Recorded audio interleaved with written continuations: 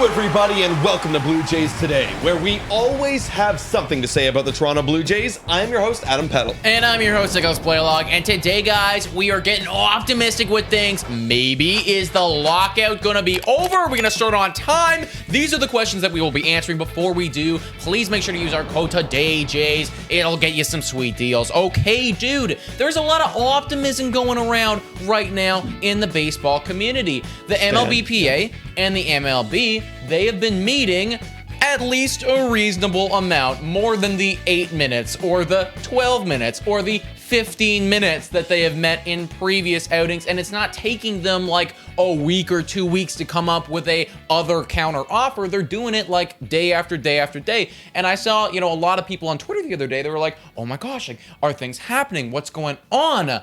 Is there a reason for optimism right now? What's going on with these talks? Yeah, well, there definitely is a reason for optimism because, like you're saying, the negotiations are starting to pick up, right? They even said it. The MLB has even said, like, hey, we feel like both sides, with these extended in-person sessions, we feel like that this is really helpful. Says James Wagner. No shit. Yeah. It's almost as if when we meet in a room together and we have extended conversations. It's almost as if it does something. Wow, incredible. Wow, incredible. Shocker. Good one, MLB. Yeah, hey, and Ben Nicholson-Smith comes out here and saying that the conversation seems very wide-ranging. So they're talking about more than just one thing at a time. Okay, we'll talking take about that. everything, right? Nice. And they're going to continue discussing on Wednesday. I believe this video is going to be coming out. Yeah. Thursday, Friday. It's going to be good. So what is there not to be optimistic about? Well, okay, you know what, and that is slow the brakes right here. What? That's all good. That's all really nice. However, these wide-ranging talks, as good as it is that we're talking about multiple things right now, which needs to be done, it feels like from my standpoint, anyways, looking at kind of the analysts that are talking about this, even though we are meeting every single day, it is a very slow and steady race right now. Like the big updates from today when this video is being filmed, which is Tuesday, probably more stuff is coming out when this is coming out, so we don't know what's going to happen next. But basically the MLBPA came and like they offered 5% less, I believe it was, on some core arbitration things between year 2 and year 3. That was like the big thing. It's like now they want 75% of players in between year 2 and in between year 3 to be arbitration eligible. They once had it at 80%, and that's all fine and good. Like they're dropping it a little bit. The problem is MLB has it at 22%, which is a far ways away from 75%. And another example of how far away they are. The MLB in their last offer has increased their pre-arbitration bonus pool. So this is the bonus pool given to pre-arbitration players who exceed like in top 30 in WAR. They've now they've upped it to now 20 million in the pre-arbitration pool, where the MLBPA is at still 115. 115. So they're still very far away. 95 million. We are straight up a Grand Canyon of difference away right now, guys. So first off, I just want to say the clickbait that got you here, the whole MLB lockout done ? It's not. Yeah, we are still a ways away from getting that done. And I think that both of us right now, I don't want to speak for you, but at least for me anyways, I'm still of the mindset that there is a lot of work that needs to be done if we want to get baseball starting on time. And if we want to get baseball starting in even maybe the month of April, you know what I mean? Like there's a lot of work that needs to be done here. 100%. They are talking about a lot of topics and they're very far away, but the one big one that is really concerning for me is that competitive balance tax. Oh God. That is not even talked about. Isn't that in just a long like time. doesn't that it just bring you anxiety? Those words, competitive balance tax. Ugh, what brings me anxiety is that they haven't talked about the biggest core issue yet, which is right now the MLB wants to increase it for next year to $214 million. Right now it's at 210, and the union wants 245. Now in 5 years they want that 245 to go up to 273, where MLB only wants it to be 222. Okay, so yeah, there is some millions of dollars that are different right and there. That's what I'm most concerned about and why things are taking a long time. However, both sides have used leveraging to their advantage to try and speed up the process. Yeah. They both do want the regular season to start on time. You would hope so. You would hope so. Right? So MLBPA is starting to use the expanded playoffs as a leveraging tactic. If the season does not start on time, which by February 28th on Monday, if we do not have an agreement,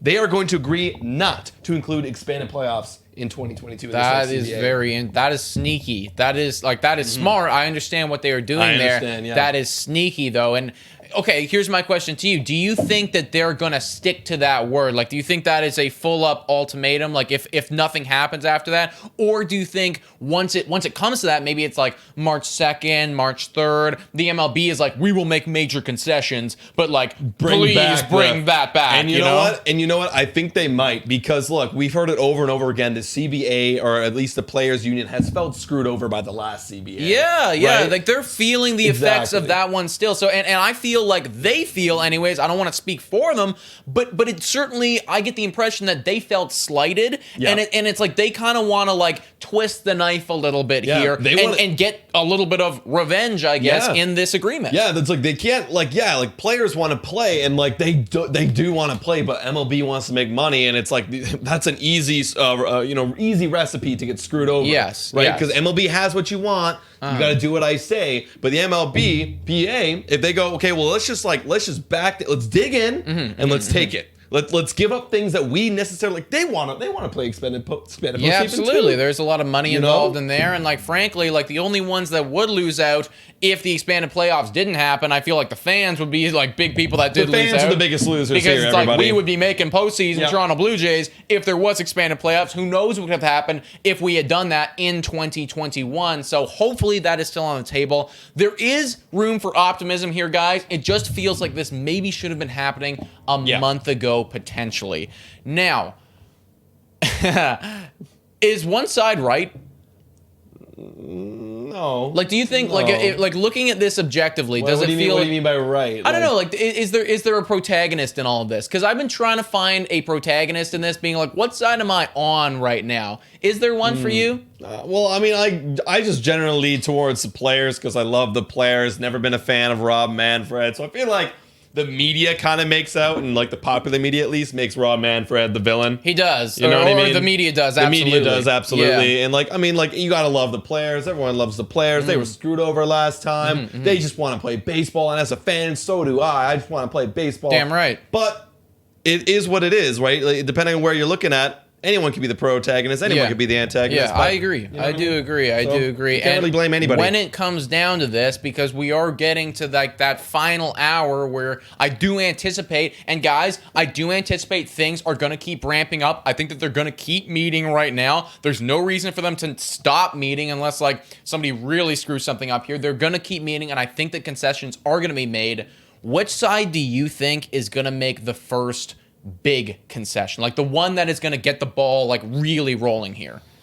I want to say it's the MLB, honestly. I think so too. I want to say it's MLB because I think that they didn't expect this much pushback, or maybe they did, who knows. But they're really, once they start to see that the media is really turning against them. That's the big difference in 94 compared to now, is you didn't have social media. So there was a lot of heat underneath them right now. Yeah, so for I sure. think that they're going to cave first and give the players, at least meet them halfway, which right now they're not. Yeah, and you know what, frankly, like the players, they have a lot of money that could be lost here, but you got to imagine that the owners, like there's going to come a point where they're like, holy crap, like we got to get our players on the field. We got to get fans in the stands because like we are missing out on even more money We don't want to do that 2020 again. And granted, it didn't really hurt them that much, but they don't want to do it again. That's for sure. I agree, dude. Okay, guys, let us know your thoughts in the comments down below about this whole situation. What do you think about everything that's going on? It is a whole lot. And guys, if you want to become a patron, it's $5 a month. Thank you, and shout out to all of our current Patreon members. Thank you, guys. Keep the channel going. Thank you so much for watching. And go Jays, go!